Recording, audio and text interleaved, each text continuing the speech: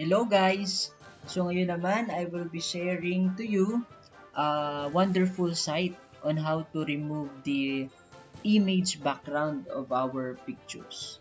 So dito sa site na ito ay hindi na natin kailangan yung Adobe or mag-install pa ng application ng Adobe to remove the background of our pictures. So here it is. Let us get started. Ilagay lang po natin yung background remover sa ating Google.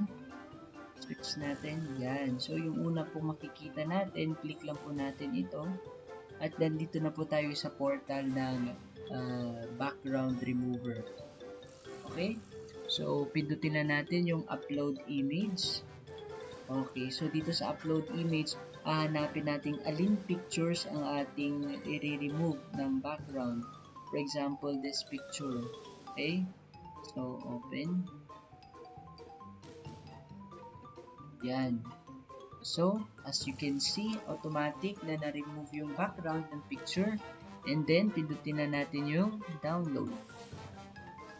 Yan. So, if na-download na natin, let us check sa ating downloads if nandun na po yung bagong pictures.